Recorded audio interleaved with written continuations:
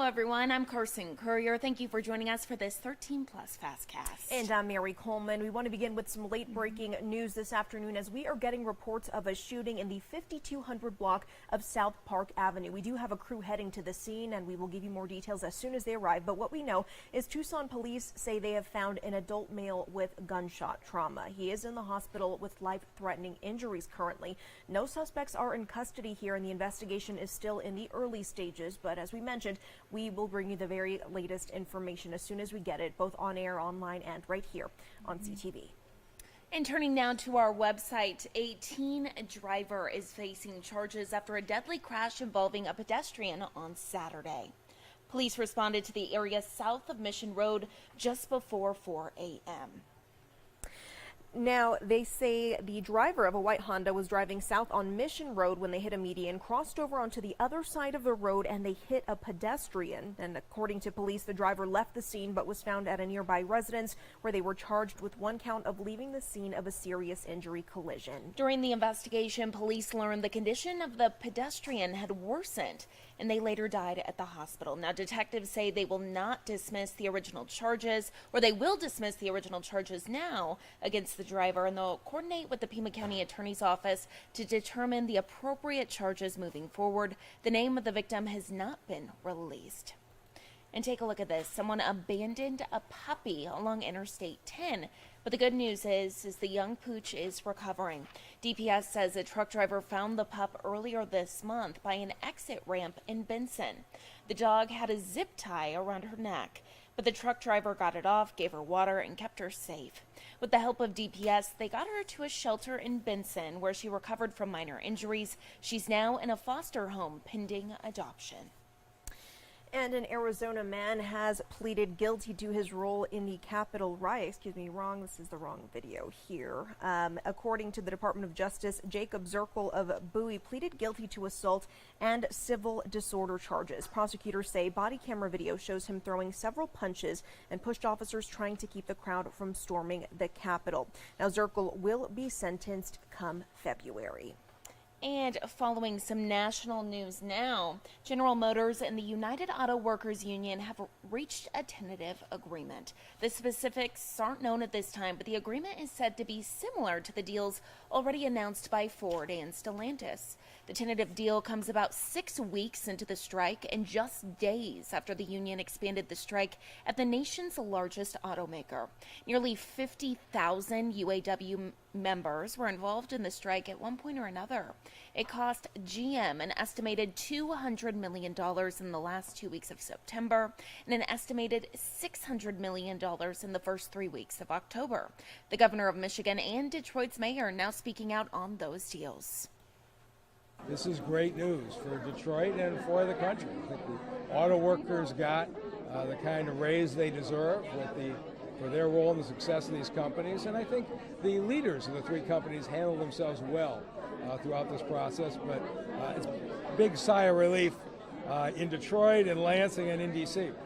We've been trying to encourage them to stay at the table until they got to this point. So I'm pleased that we're here. I'm hopeful that now the decision is going to be on behalf of the workers who are going to vote to ratify. I'm hopeful that they see these historic terms as a really great sign and great for their families. But it's the next step is it's the workers to ratify. So I'm hopeful that we can get to that point and get back to work making the best vehicles on the planet.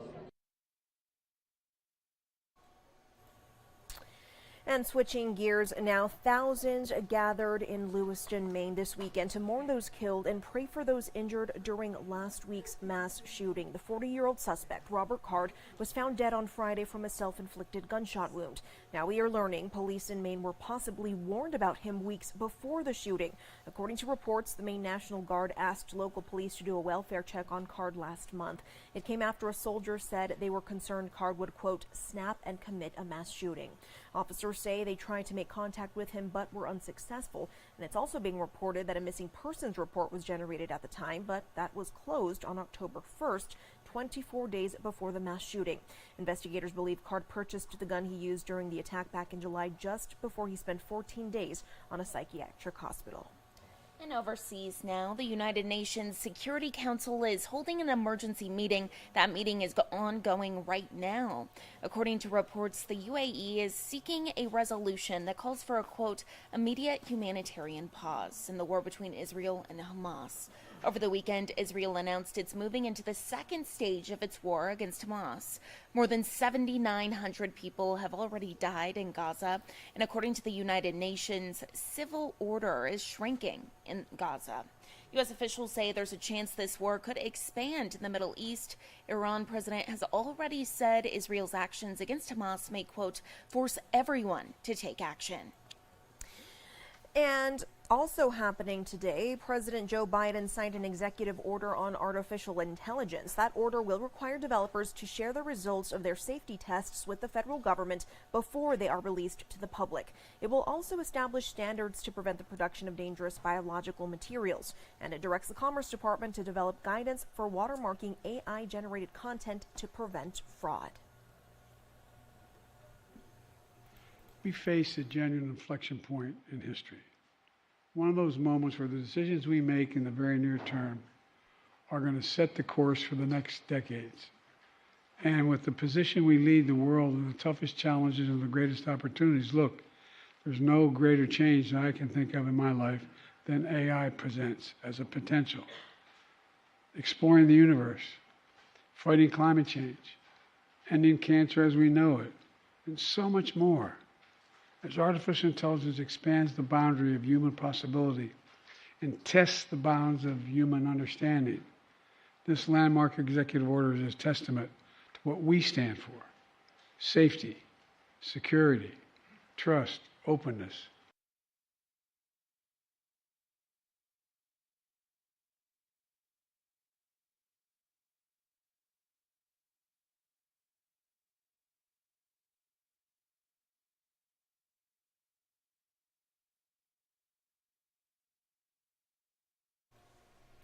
And the Arizona Diamondbacks are ready for Game 3 of the World Series. Our very own Sean Mahoney is in Phoenix right now ahead of that big game.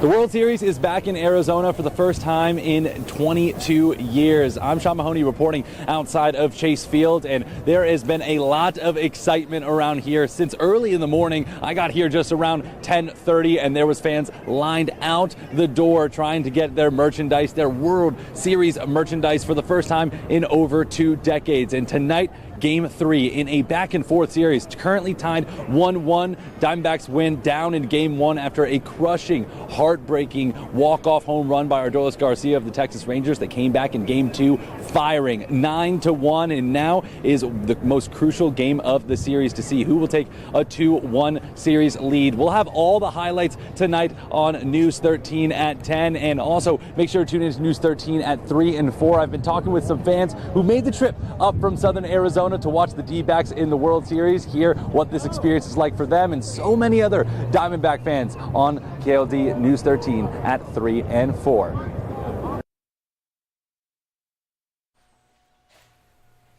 And we would like to bring in meteorologist Allie Potter, currently our enemy, as she is a Rangers fan, rooting for the wrong team, but we won't hold it against her. That's okay. And it's like, oh, we're right there. Yeah. We're an hour and a half away. I'm like, oh man, so close, but so far. But I know. at least it's been a good series. It you has, know, for it's sure. not, there's not a sweep like, you know, we have been it's lately. exciting, So yeah. it's good to see those two teams battle it out. So you still have some time if you do want to drive on up to Phoenix. And I know, some of those ticket prices a little pricey, but I know some folks just want to be part of the atmosphere, right?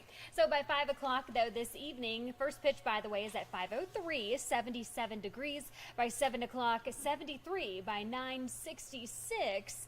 I will say a little breeze here and there, but nothing like we're seeing here in town. Again, we'll see gusty winds increasing around 6 o'clock to 25 miles per hour, even stronger tomorrow. We'll talk about that in a second, but just a gorgeous day in southern Arizona. 73 for Tucson, 60 in Safford, 76 in Marana, 65 in Benson, 57 for our friends down in Bisbee. Live look here at our satellite radar. Dry conditions, hardly even any clouds in the mix here. Unfortunately, no rain in sight. So our next weather maker that has been passing through, it's brought us those gusty winds we're going to see today and tomorrow, along with those cooler temperatures.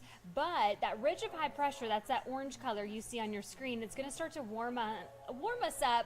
But first, we're going to be dealing with freezing or below freezing temperatures in Wilcox. I'm talking to you specifically.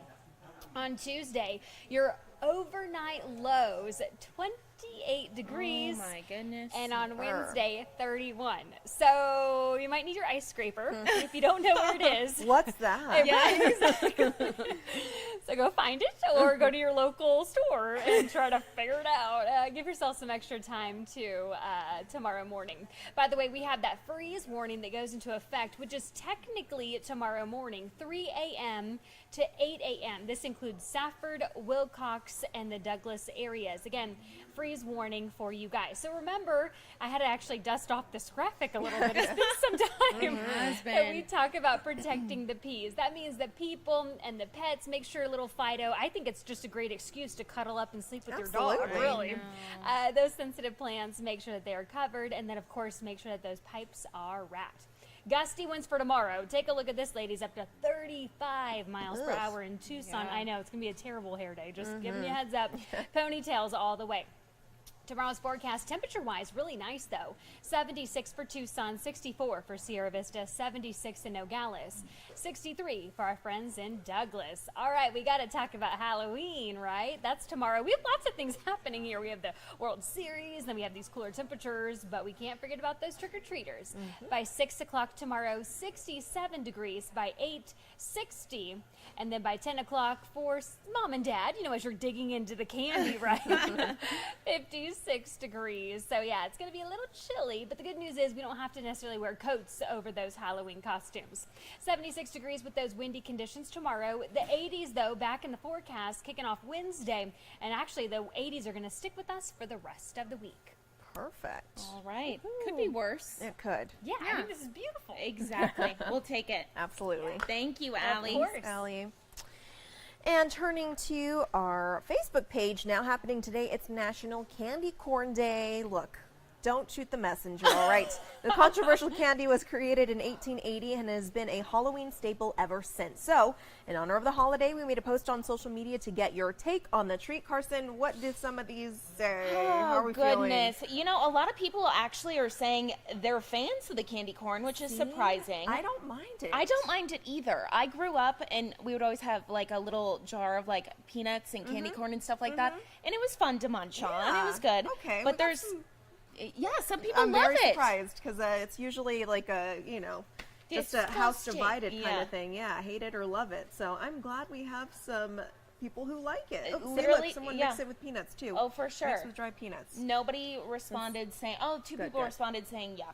Well, Okay, we got a couple yucks, but Okay. that's fine. That's better than us slandering the poor candy corn. For sure. Poor candy corn. Oh my goodness. Well, we hope you all have a great afternoon. Here's a live look outside overlooking Mount Bigelow. Things looking a little cool out there. absolutely. Get outside, enjoy it, grab your jacket even maybe. Tune in tonight at 7:30 for more news and weather for our next